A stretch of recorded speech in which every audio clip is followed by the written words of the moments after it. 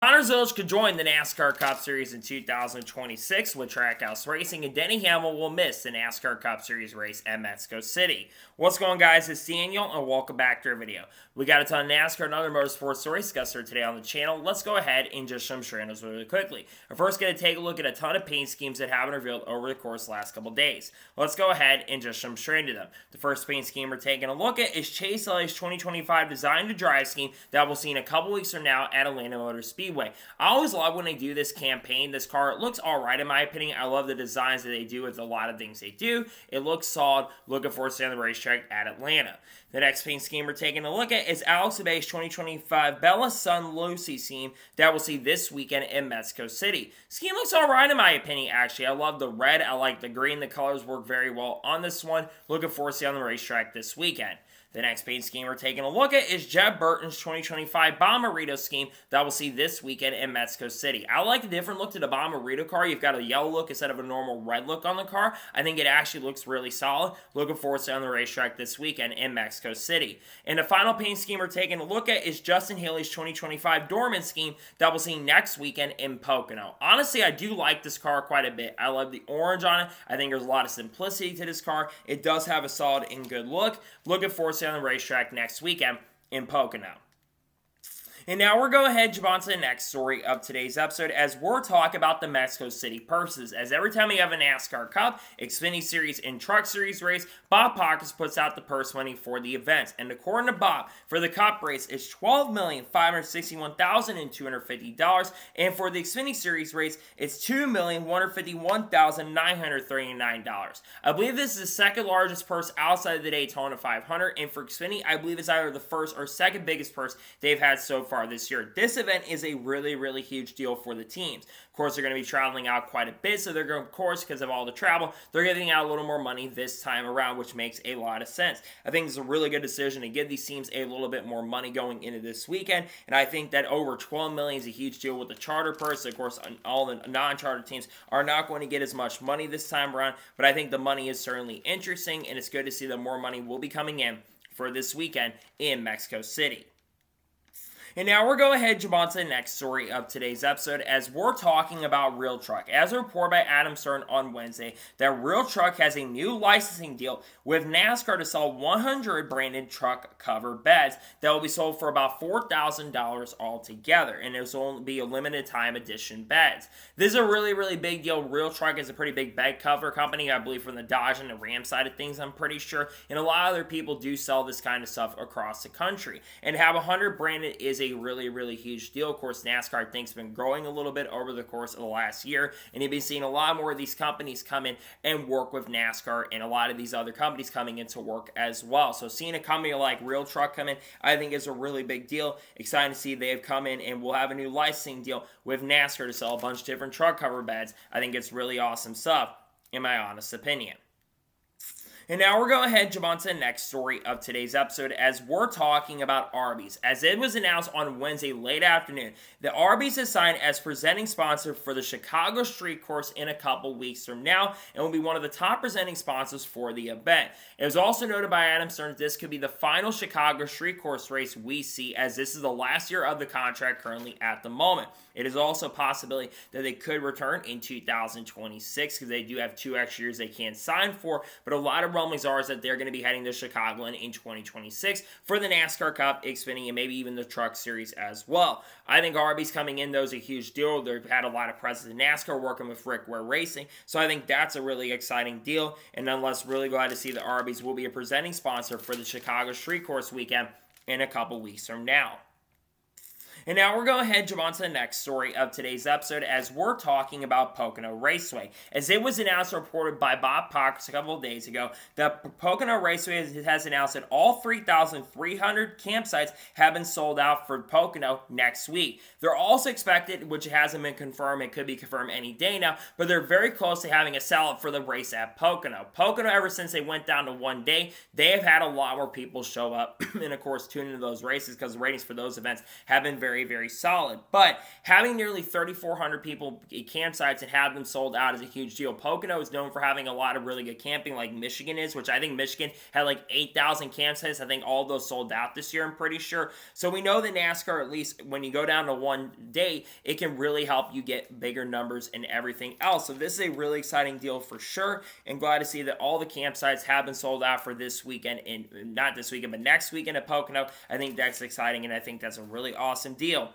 in my honest opinion. And now we're going ahead and jump on to the next story of today's episode, as we're talking about Jeff Gordon. As it was announced yesterday that Jeff Gordon will be the Grand Marshal for the NASCAR Cup Series race at Mexico City, the first time NASCAR has raced outside the United States for a points-paying event since 1958. Jeff Gordon, I believe, is not given the command for a NASCAR Cup Series race this year, and this is a really historic deal, and with Jeff Gordon being one of the greatest NASCAR drivers of all time, and one of the most iconic drivers over the last 30 to 40 years, this is a really huge deal for Jeff to give the command. I think he'll do a fantastic job given the command. I wonder if he'll do Spanish perhaps when he gives the command. Who knows at this point, but this is still a really awesome deal to see that Jeff Gordon will get the chance and opportunity to give the command for the Cup Series race at Mexico. I think it's exciting. I think it's a really huge deal, and I think having him come in and do it is great, and I think he'll do a fantastic job given the command overall, in my honest opinion. And now we're going ahead and jump on to the next story of today's episode, as we're talking about Carson Ware. As it was announced yesterday afternoon that Carson Ware will drive the number 35 for Joey Gase Motorsports next weekend at Pocono. Carson Ware has made select starts over the course of the last couple of years, and so far 2025, I believe, is driven for SS Greenlight Racing in a few events, and also I believe has made a start or two for Joey Gase Motorsports as well. Carson Ware's had some okay performance, and he's had decent speed out on the track, but I just don't really know why he's behind the wheel of a race car at this point, in all honesty. I think a big reason is because Costa Oil is helping him out in the sponsorship realm, and he's had a couple other sponsors that are working with him very, very closely, and with the association with Ford, and of course with Ricker Racing being a Ford team, they're probably helping a little bit as well when it comes to that side. I realistically think because of one, the Joey Gase Motorsports team not showing the pace and speed, but number two, Carson Ware not being overall the best driver in the field, I think it's going to be a struggle. Now, the 35 car does have good owners points. They've got a really good driver, Ruben Ravella, coming in to drive the car this weekend at Mexico City. I really hope Carson can do really, really well. But again, I do not expect Carson Ware to be a major factor in serious contender next week at Pocono. I think it'll be a little bit of struggle. I think it'll take some time for him to get up to speed. We'll see what he can do, though. But I don't expect him to be a major factor in serious contender. I think there'll be some struggles, definitely, for next weekend in Pocono. We'll see if he can do well and see if he can show some really good speed next weekend at Pocono Raceway. And now we're going to go ahead and jump on to the next story of today's episode, as we're talking about the Daytona 500. As was reported by Bob Pockrass and other reporters in the industry, that 2026 Daytona 500 tickets are officially now on sale, and you now can buy your tickets or get your re-tickets for 2026.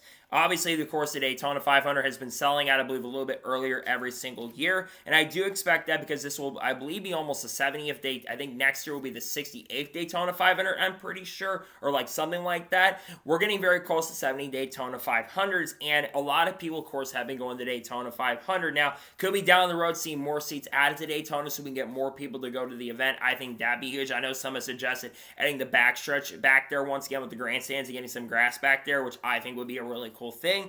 But nonetheless, I think it's really exciting that tickets are officially now available and are on sale for the 2026 Daytona 500. I want to see more people go to these events and more people show up. And again, good to see the tickets have officially been available now for the Daytona 500, which I do expect a sellout to be announced before the end of this year. They're not going to wait till 2026 to announce a sellout. So if you're going to try to get your tickets and get your renewals, you better get them quickly, because it won't be long before tickets will be gone and tickets will not be available not too far down the road. So nonetheless, it's good to see tickets are officially available for the Daytona 500. If you got renewals, go ahead and get them as soon as possible and as quick as possible.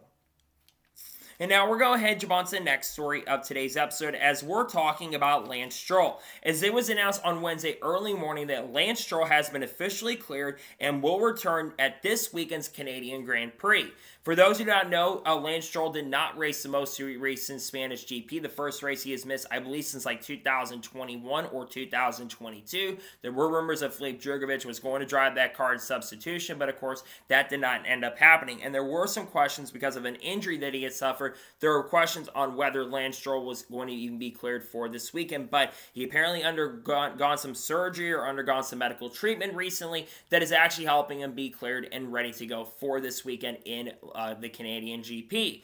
Lance Stroll, of course, this being his home track, I know he wants to be back behind the wheel. Again, Lance Stroll, I don't think deserves to be in Formula One personally. I've said that for a while. Get that his father owns the team, so that's a big reason why he is even in that car in the first place. But I just don't think Lance Stroll is someone who can get into a car, get into equipment, and be very, very competitive. He's not someone that's just going to get into a car and set the world on fire.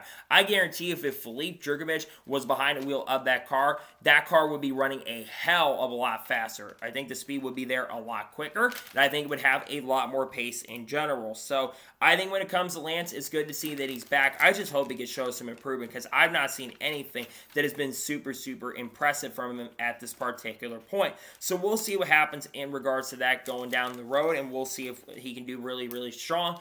But I don't think he'll do really good. But glad to see he's been cleared and very happy to see that Lance Stroll will be once again cleared to race. I just don't think he's going to do much in that car this weekend at the Canadian Grand Prix with the lack of speed that car has shown. And now we're going to head on to the next story of today's episode as we're talking about Carrie Earnhardt. As was reported by Colby Evans, aka Arca Start and Park Car, that Carrie Evans actually will be returning to racing this weekend for the first time in 16 years as will drive the number 46 for AJ Hendrickson at Tri-County Speedway in a major late model event. Like I mentioned a second ago, the last time Carrie Earnhardt actually competed in a top-level racing series was 16 years ago back in 2009. Whether it's legal troubles with Teresa Earnhardt, among other things, trying to start up his own business, I think his own construction company, I'm pretty sure. It doesn't matter. Carrie has not competed in nearly 2 decades at this point. So this is a really, really huge deal to see him get a chance and opportunity. Because, again, he has not raced at a track like this in a very, very long time. And I know he wants to be very, very competitive at the Tri-County Speedway with a car that I believe has had some success at the Tri-County Speedway before. So to see the Earnhardt name back behind the wheel in racing once again is just really, really huge. And I think that he will do a fantastic, great job behind the wheel of that race car, hopefully. And I want to see him maybe down the road get a NASCAR star. I know that Carrie, I think he's around 6 years old, I'm pretty sure, at this point.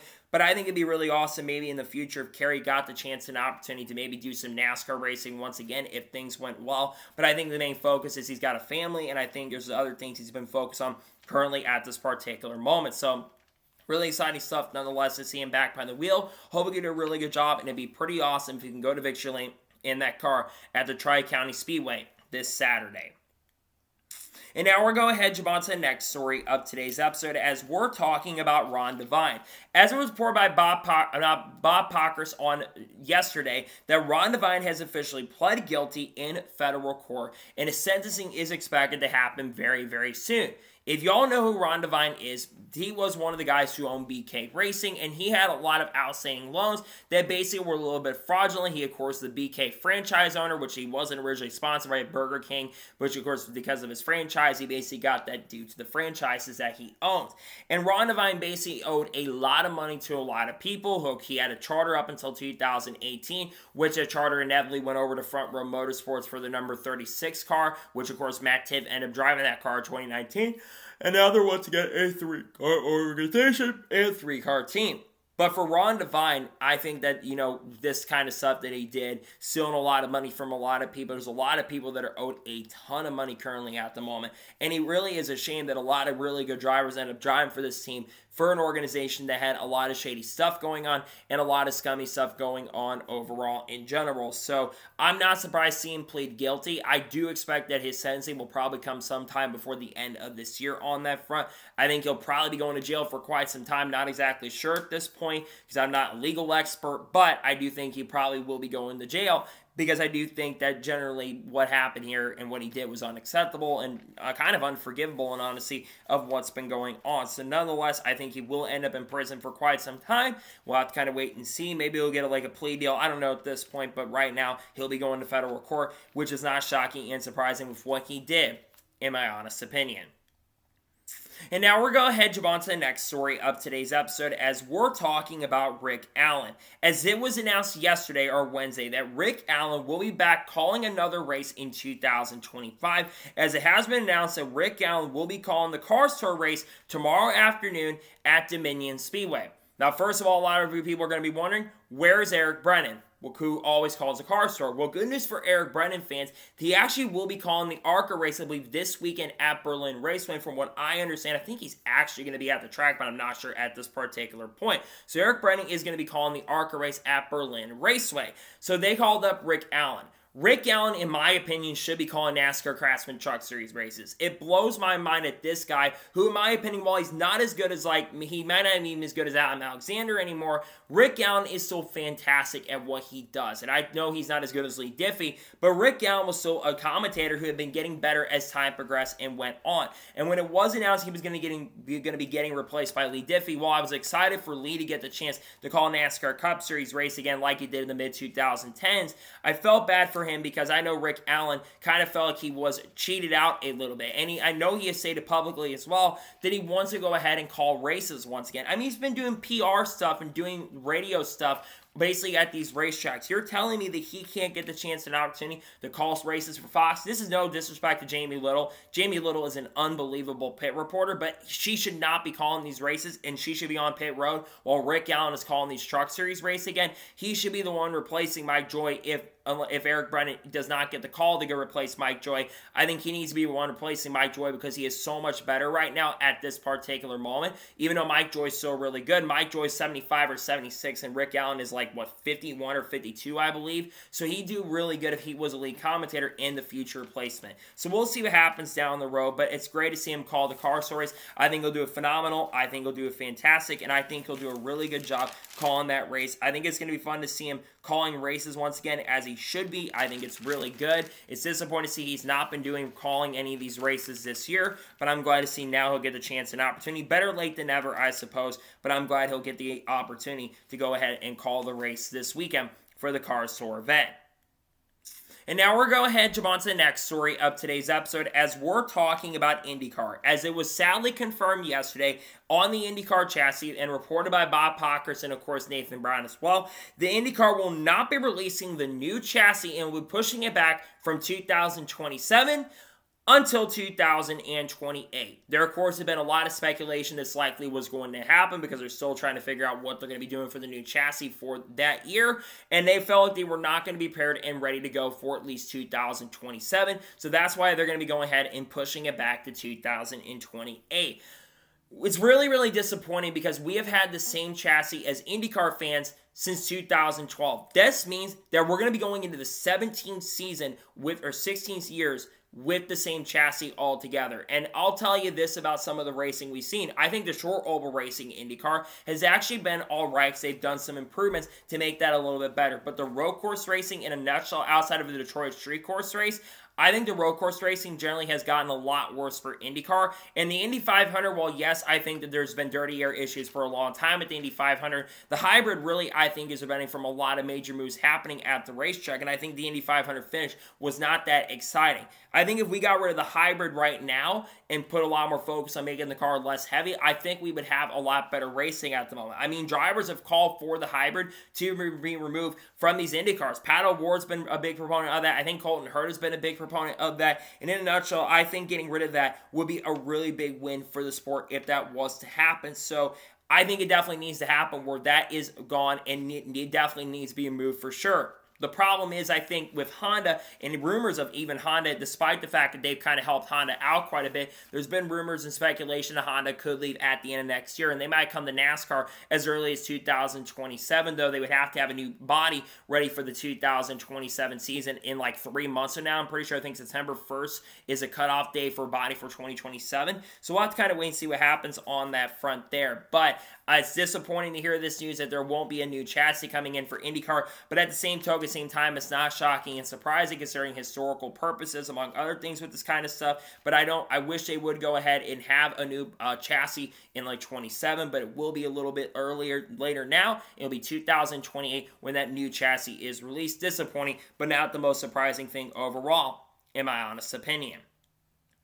And now we're going to ahead jump on to the next story of today's episode as we're talking about NASCAR 25. Now, there's been a lot of talk about NASCAR 25 over the course of the last couple months because, of course, iRacing will be releasing their first NASCAR console video game at some point this year. And yesterday, Matt Lewis, who's been one of the higher-ups who's been helping out with the design of this game, among other things, they did a Q&A, and Jesse Punch actually helped host this Q&A as well. And there were a lot of very interesting things that were noted in regards to the game. And many have noted it on their channels as well, like Jarrett. I believe Real Radman did a video on this as well, among other people. I believe that Gary Owens is planning to do a video if he hasn't done one at this point. But going back to NASCAR 25, according to what was noted, it sounds like a late September to early October release is coming. They did confirm that they are expected to announce the official release date, I believe, at the end of the month. So probably in the next couple weeks, we're going to know what the official release date is. It was also noted that 156 or 157 drivers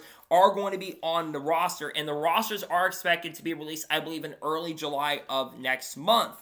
And it will be from 56 to 57 ARCA drivers, which is absolutely insane. Now, there will be no fantasy tracks, according to it, which is a little bit disappointing, but I also understand what they're doing. They're going after all the racetracks that are already on iRacing at this point. Now, they will only be on the new consoles. That's another thing that was noted in the Q&A as well. They will not be on the PS4 or the PS4 or the Xbox One. They will go to the PS5, the PS5 Pro, the Xbox Scorpion or whatever that is, Xbox Series S, I think it is, and of course the PC will have it as well. There also will be no crossplay, but they did note the plan is down the road to get crossplay on there, so they completely understand why some are upset about that, but they do plan to add that in the future. There's expected to be over 400 paint schemes in the game, and there will also be some DLC as well that is completely added along with that. Though I don't know how much DLC exactly they're going to say. They'll probably release more information on that soon.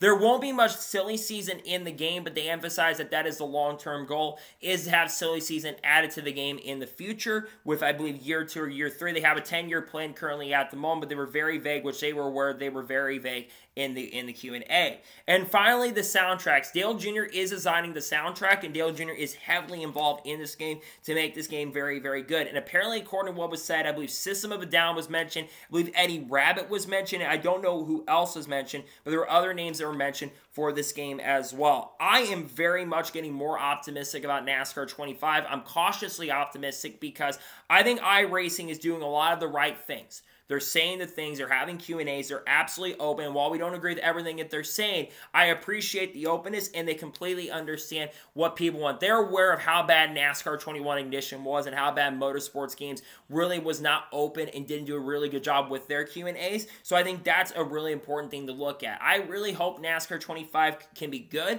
It's something I want to try out for sure. They do expect that there is going to be gameplay also, I believe, in August as well. They're waiting to release some of that information as well, and more stuff should be coming in regards to NASCAR 25 very, very soon. But nonetheless, this is really exciting to hear and pretty good that we've got more information on NASCAR 25. It's exciting. It's really, really great. And nonetheless, happy to see that we've got more information on NASCAR 25 because we've been waiting for more of that information very recently, and I'm glad to see we had that Q&A yesterday.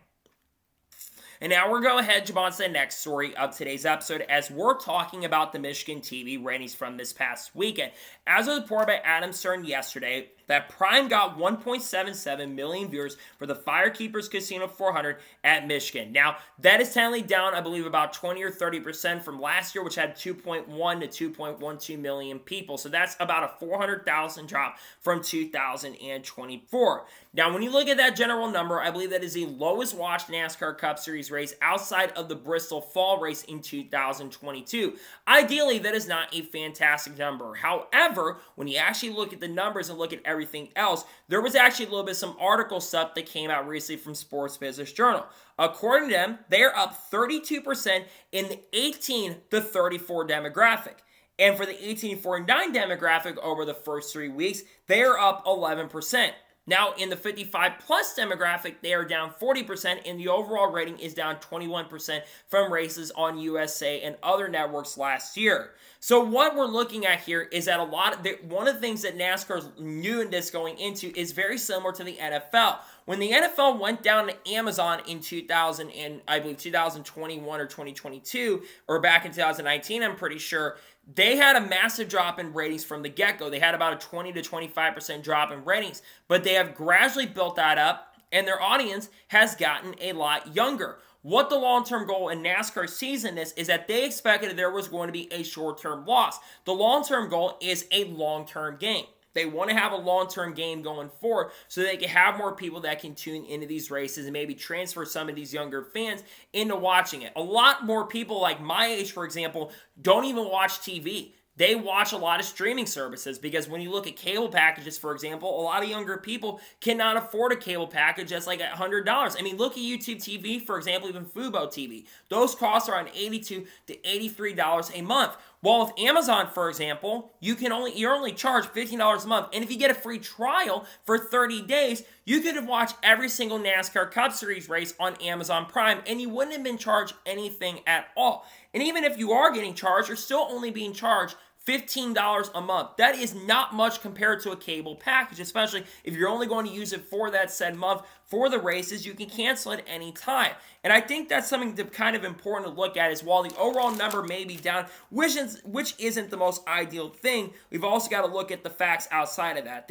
There's a lot of things that do need to be noted on that front. I think the number itself, yes, the overall number being down is not the greatest thing in the world, but I do think that when we really look at the grand scheme of things at this particular moment in point, I do think that we need to look at that overall number. That is the most important thing when it comes to this at this time, and we'll keep an eye on as time progresses and goes on. I think it will be up this weekend for Mexico. I think we'll have over 2 million people tuning in. The long-term goal with this, though, is to get more eyes on the sport that are younger, because NASCAR needs a younger demographic for the sport to survive long-term. And I do think that because if it's an interesting weekend, a lot of promotions gone into this weekend, I do think that we'll see more people tune in to the NASCAR Cup Series race at Mexico City.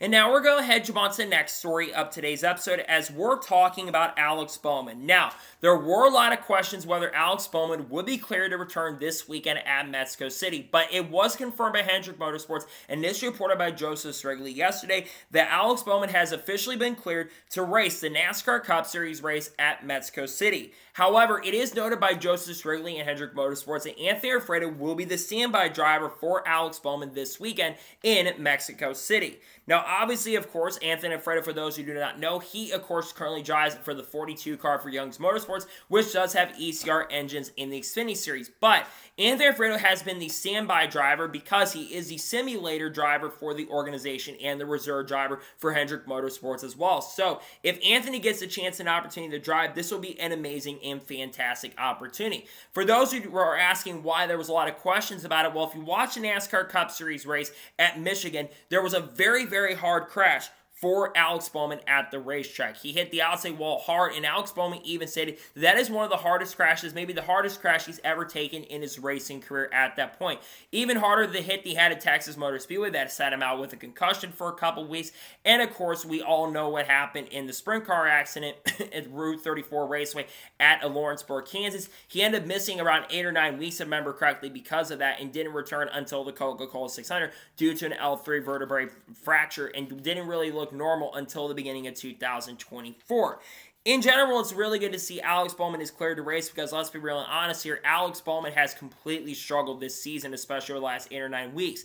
After Homestead, he was third in the points and was contending for the regular season championship. But since that race at Homestead, it has been a disaster for Bowman. He has only had 2 top 10 finishes, including, I believe, a top 5 at Kansas Speedway.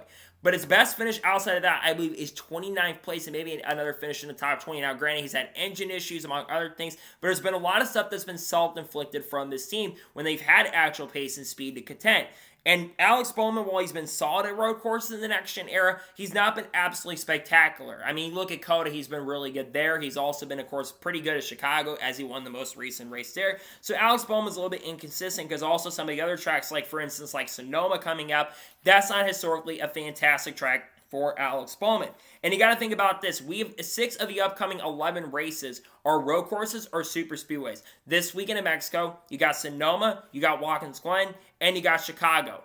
And then, of course, you have 2 super speedways at the time, Atlanta, and you got Daytona. So you have more of those races coming up that are going to be wild card races going forward. And I do truly believe that for Alex Bowman, he needs to kind of stop the bleeding, because you're going to have guys potentially like Shane Van Gisbergen who could obviously go to victory lane. AJ Allmendinger is going to be very, very strong, I believe, this weekend with his prior experience. Michael McDowell is going to be good. And I even think Kyle Busch is going to be a factor for the win, because Kyle Busch has historically been really, really good at road courses. And Kyle Busch also almost won the race at COTA and had a lot of pace and a lot of speed at the track. So in a nutshell, for Alex Bowman, it's good to see that he's been cleared to return this weekend in Mexico City. It's a great deal in general, and nonetheless very happy to see that Alex Bowman will get the chance and get the opportunity to race this weekend at Mexico City. We'll see if he can be competitive and very fast in that car and at the racetrack this weekend in Mexico City.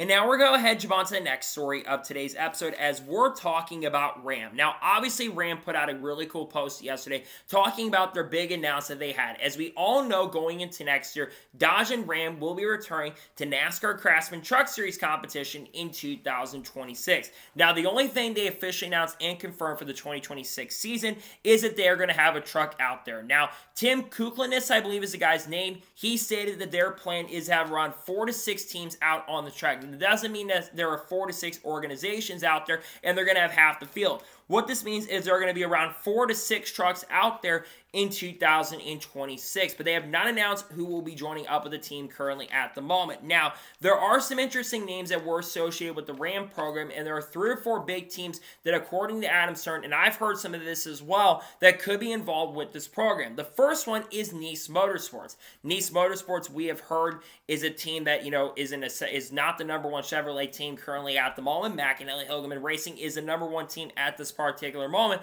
for the Chevrolet band. And while Nice Motorsports has been solid with Chevrolet, I think switching over to Dodge would be a huge win for that organization. I really think there'd be a lot of potential for those trucks to be more successful. And again, you think about the rumor of even Trackhouse Racing as well, maybe going over to Dodge in the future. I think with Nice's connection there as well with Trackhouse in some way, shape, or form, and plus none of the drivers being under contract with Chevy, to my understanding, I don't believe Caden Honeycutt has a Chevy brand deal. I don't believe that Matt Mills does, and I don't think Bailey Curry does. I think Nice is kind of their own thing at this moment. So Nice is one of the teams that apparently has been in talks to go and switch over.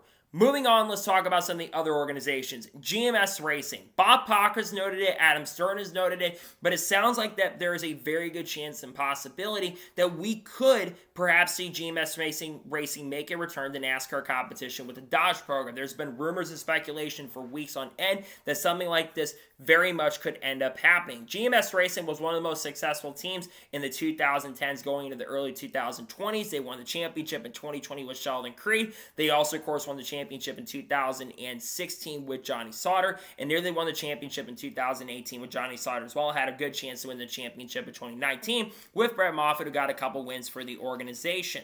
GMS Racing, we also have seen Spencer Gallagher back behind the wheel of a race car. Spencer Gallagher has been very, very not great in the cars, but I think him in a managing role would be very, very interesting if it would be there. Now, I've heard Daniel Dye's name mentioned. I know Dortmund McClure mentioned that Daniel Dye could maybe be involved with this program, so it'd be interesting if he went back down the truck competition with the GMS program. I think he actually would be pretty competitive if Dodge is heavily involved with this program in the way I think they could be involved. And finally, let's talk about the big rumor. Rhett Jones Racing and Cletus McFarland. There has been a lot of speculation that Cletus McFarland could be returning to NASCAR, could be moving out to the NASCAR Craftsman Truck Series in 2026, at least on a part-time basis. It doesn't sound like, from what some are saying, that Cletus would be a full-time driver with the program, but many think it could be at least a part-time stint with the team going into the 2026 season.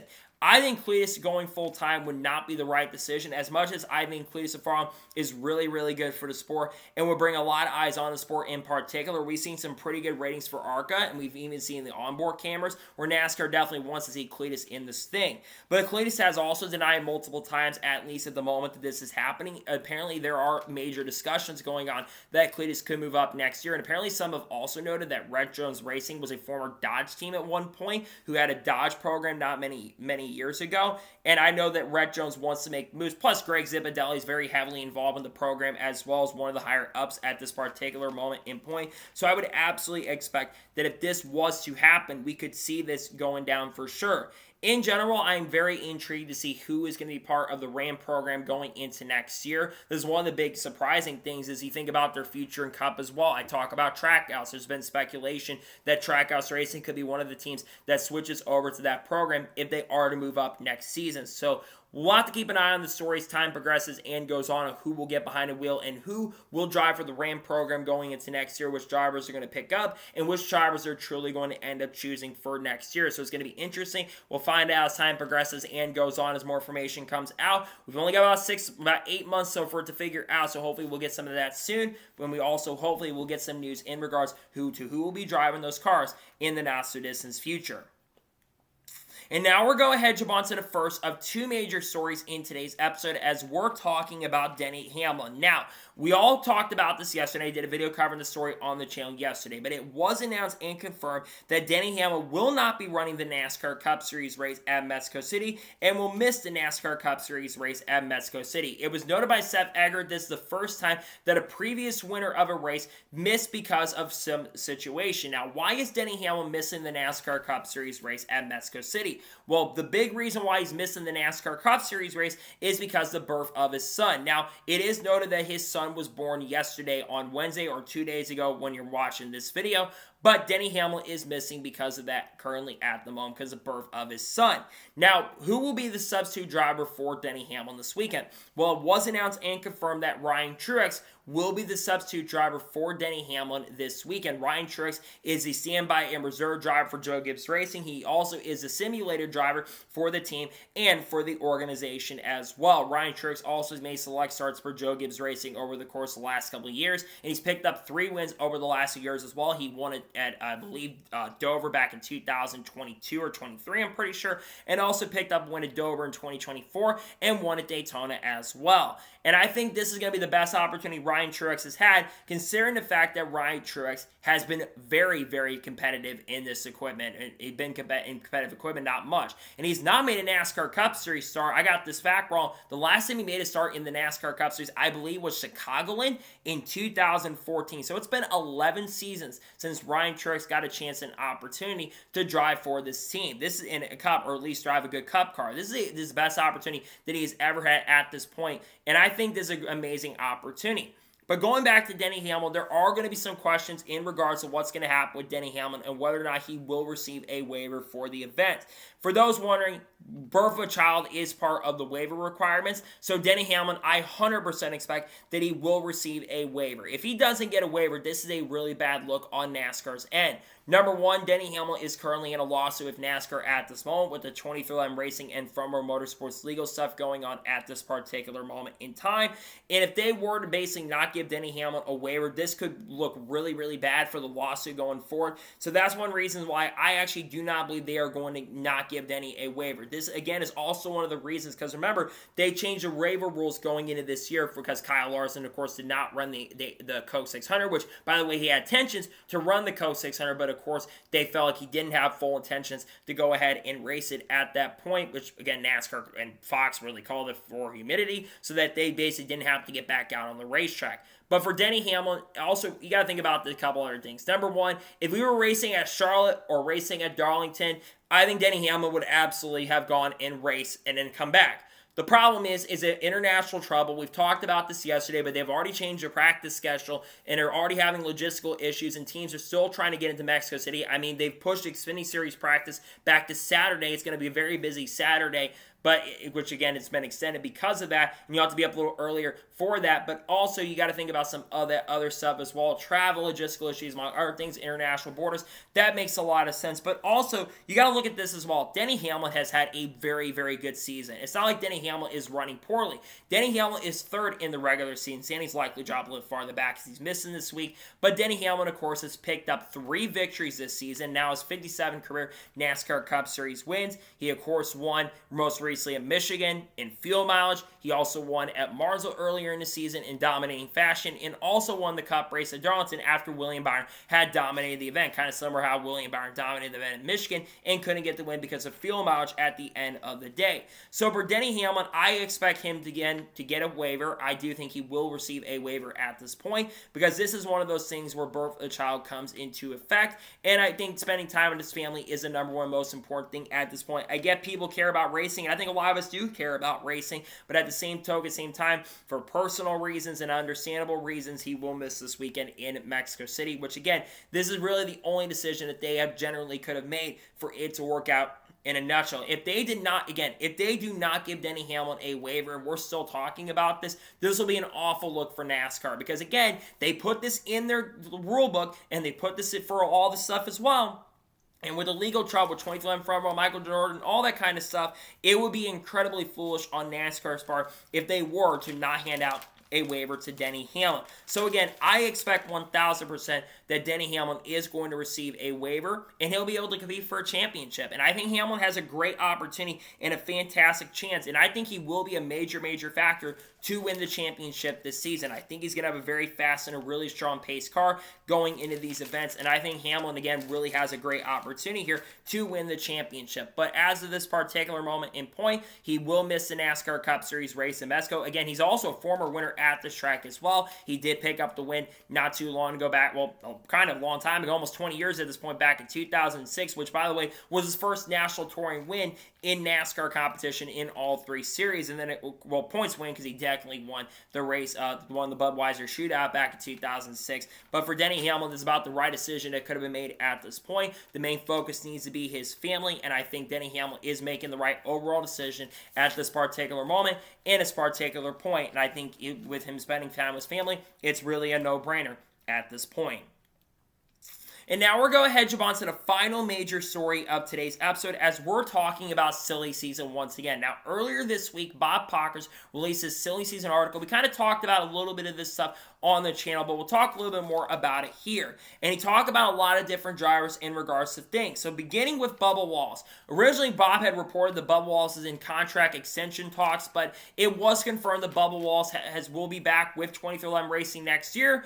Pending, of course, what happens with the lawsuit, we could see all the 23XI former Motorsports drivers, if they don't have their charters going into next season, there is a chance they could walk. Tyler Reddick could have walked if they didn't get their charters for the season with the injunction, among other things, but the injunction basically being rejected at this point. With the teams, I do also still expect, by the way, they are going to appeal that injunction ruling that happened a couple weeks ago, and with the charters being gone, Bubba could still technically be a free agent, but at this particular moment of point, I expect all the drivers from 23XI and front row to return to the program, because I think there's a good chance that they'll get to keep their charters going into next season if things work out for that kind of stuff. But apparently also there's been rumors that the money that they've gotten they want back at this point, and they want to refund it back to NASCAR, which is certainly very interesting. Moving on to Richard Childress Racing, it's expected, which was confirmed, that Kyle Busch and Austin Dillon will be back with RCR in 2026. Kyle Busch will be a free agent at the end of next year, and with a lot of rides potentially opening up, including maybe a Hendrick ride with like Larson and Bowman being on the hot seat, maybe, well, not on the hot seat, but being free agents. I do think Kyle Busch could be an interesting one for a lot of rides going into 2026, because some think that after next year, Busch can move on to another team in 2027. But as of right now, Kyle Busch and Austin Dillon will return to the organization next year. Moving on, Denny Hamlin is expected to sign a contract extension with Joe Gibbs Racing, which has not happened at this point. It all depends on what happens with sponsorships. That's one of the big things that people talk about, is the fact that sponsorship could play a massive and major role if Denny Hamlin sticks around in the NASCAR Cup Series next year. But I don't think Hamlin's going to retire. He's at the top of his game currently at the moment. He's performing very, very well. I expect Denny Hamlin will return to Joe Gibbs Racing, and I do think in the not-so-distant future, you are going to see him announce an extension with the program.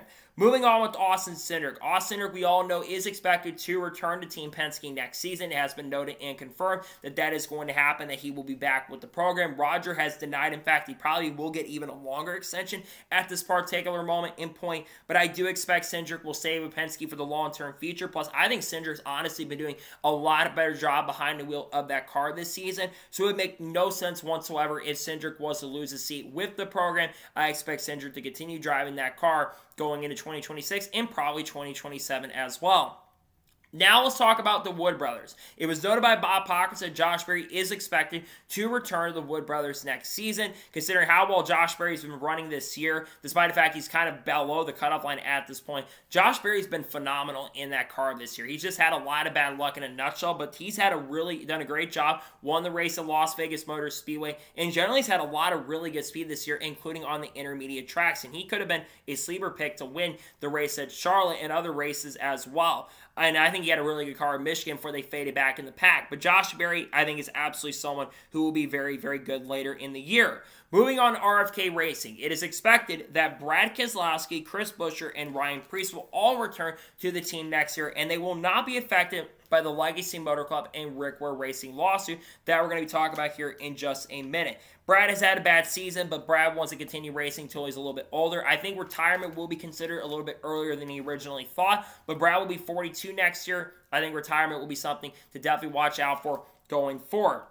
Chris Buescher, I believe, is in a contract year this year, but Buescher is going to sign an extension with the team. He's been really good, almost won the race in Michigan, shown a lot of great pace and speed so far this season. And then finally, Ryan Preece. Yes, a lot of people think Ryan Preece's future could be in question with the lawsuit situation, but Ryan Preece is not going anywhere going into next season. Ryan Preece has been very, very good with that car. He's currently in the playoffs at this moment right now, tied with Kyle Busch, but he's been doing an exceptional and really good job in that car this year. Moving on, John Hunter Nemechek is also expected to return to Legacy Motor Club next year. There's always talk and conversation that may not end up being the case. But Nemechek has honestly had a lot of speed this season. Eric Jones has as well. I think Legacy's really starting to figure out the speed on the track, and they're running a lot better when it comes to the speed charts, among other things as well, which is why I think Nemechek has a great chance and opportunity to make the playoffs this season. Now, moving on to the Legacy and Rick Ware Racing lawsuit, we still are wondering if they're going to be a third charter for Legacy going into the year, and whether Rick Ware could lose their said charter for next season. I think if Legacy again could get their third charter, and if they do in fact get their third charter from Rick Ware Racing going into next season, then you would see a third car coming in. We talked about it on the channel, I believe it was on Wednesday, but it was noted there that Jesse Love could be the third driver for Legacy Motor Club and not Corey Heim. It sounds like Corey Heim could move up to the NASCAR Xfinity Series next year. But right now, at this moment, there's still some unknown and still some clarity that needs to be brought up at that front. Jesse, of course, is under contract with RCR through this year, but there's a lot of talk that Jesse wants to move up the Cup, and with the select starts he has made this season, I think him going over to that team would certainly be very, very interesting. We'll have to kind of wait and see what happens there with Jesse Love. He could be up there with Connor Zilisch, who we're going to talk about here in just a second. And then moving on with Spire Motorsports, it is expected that Carson Ospar, Michael McDowell, and Justin Haley have contracts for next year. So all those guys are expected to return to the organization going into 2026. Carson Ospar has I believe a multi-year contract with the organization, and also he's having a fantastic year. And if they were to lose Carson like Hendrick, for example, then maybe he takes that opportunity, but I don't think they want to get rid of him. He's been doing a fantastic job with the team and program, and he's shown a lot of really great pace and a lot of really great speed with the organization and team this season. So it would make no sense for him to go, and I think he's done a great job. Moving on, Michael McDowell also been really, really solid this year. A favorite to win the race in Mexico. McDowell's been good. He has a multi-year contract. Next year will be a contract year for McDowell, it's my understanding, but Michael McDowell will technically not be going anywhere at this moment. And then finally, Justin Haley. He struggled this year. There's no denying that. Dale Jr.'s even kind of talked about it, but he's had a lot of turnover with the organization. So you got to look at that as well. There's been a lot of turnover with the program. He lost his car chief. He lost his crew chief, and all his pickers been picked up by Kyle Larson at this moment,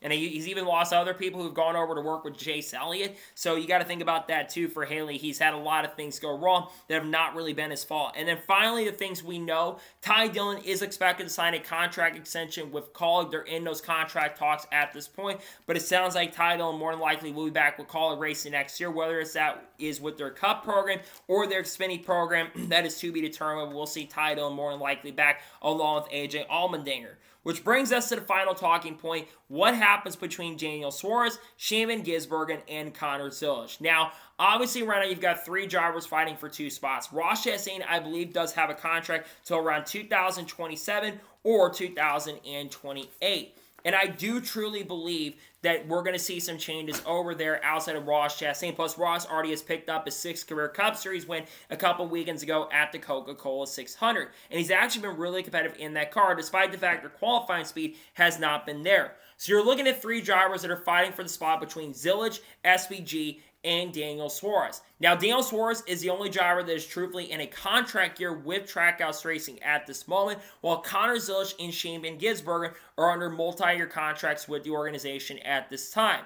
So I think it is going to come down mostly between Daniel Suarez and Connor Zilich. Now, Shane Van Gisbergen gets brought up in the conversation, but I do think Shane Van Gisbergen is going to return. He does have a multi-year contract with Trackhouse. Plus, it would make no sense for them to remove Shane Van Gisbergen like they did with Zane Smith, considering Shane Van Gisbergen has been getting a lot better at the ovals. He's shown a lot more speed at those tracks, and his road course speed, we all know he's one of the best road course racers in the field, and I know he's 33rd in the points, but I expect him to move up in the standings by the end of this season, and I think he will get a win or two before the end of the year with the speed he's shown on road courses. So I expect that he will return to the program next year. Moving on, Suarez. He's in a contract year. Do you get rid of Suarez and do you move him on from him and move Connor Zilich up, or do you keep Connor Zilich in the NASCAR Xfinity Series next year? I think it's 50-50 at this point. I think there's as much of a chance as Zilich going up the Cup next year as there is of him going down to Xfinity. Now, one of the reasons I think there's a good chance he moves up next year is they keep adding more Cup starts for Zilich. He's making 4 starts already this season. He's going to run Atlanta in 2 weeks from now, and he's also going to run Watkins Glen near the end of the year. And I do expect more starts to come on. I also would not be shocked if he runs Chicago, because he's been really good at road courses, and he's going to be a favorite to win Watkins Glen. He was really competitive at Circuit Americas to finish 23rd in the Coca-Cola 600, which is super, super impressive, by the way, for someone like him to go to victory lane at that racetrack. But in a nutshell, I think it comes down between those two. Now, realistically, I think there's also a chance Suarez sticks around. Suarez does have sponsorship and funding. If he went to another team, he could definitely bring a lot of that sponsorship with him. But I think Suarez is the big question mark here. And I think there's a chance Suarez is also let go from the team and Zilich moves up, because Zilich's oval speed has been getting a lot more impressive. He's been contending for wins on ovals the last couple of races, and he's a favorite to win this weekend tomorrow at Mexico City. So I think there's a great chance Zilich moves up, plus he's got the Red Bull connection, and I think they would switch the number if he was to move up. So I think that's the big question mark, is what happens between Zilich and Suarez. I realistically think there's a really good chance that we're going to see a switch going into next year, and I think Trackhouse will have a very difficult decision to make on what they're going to do. I think it's 50-50 between who's driving that third car, between Suarez and Zilich. I think that's who you'll be watching for in regards to the silly season for the Trackhouse side. Cup's been a little quiet, but if we have the charter situation happen with 23rd in the front row, then things might get more interesting very, very soon. So, that is going to be today's long NASCAR news and motorsports news episode. I want to thank you guys for watching. Please subscribe to the channel, notifications on, so if I win a video, it does go live on my channel. Follow me on Twitter, Facebook, and Instagram, and support my Patreon as well. Let's go below that and comment your thoughts below on today's episode. You think Zilich moves up the Cup next, or you think he stays in Xfinity with Junior Motorsports? Let me know your thoughts in the comments below. And what are your thoughts about Denny Hamlin missing the Cup Series race at Mexico? Let me know your thoughts in the comments below. If any major news breaks later today, we'll discuss it live on the channel. If not, the next time you're going to see me is tomorrow. We're going to be doing reactions to Cup Series qualifying for Mexico and the Xfinity Series race review as well. And then, of course, on Sunday, we'll have the Cup Series race review. We're going to have the starting lineup video as well. And then, of course, if SVG doesn't win, we should have a video. And then, of course, on Monday, we'll have a NASCAR news video, more than likely, maybe even a silly season update as well. We got content coming on people like Haley Deegan, Shane Van Gisbergen, Carlos, Kurt Busch, Kyle Busch, Bubba Wallace, Ross Chastain, Brad Keselowski, Ryan Preece, Clay Zafron, Dodge, all the good stuff we talk about this on the channel in the coming days and weeks. So anyways, like I said, I want to thank you guys for watching today's episode. I'll see you guys next time for more great, awesome NASCAR content, other motorsports content on the channel like this. Take care, everybody.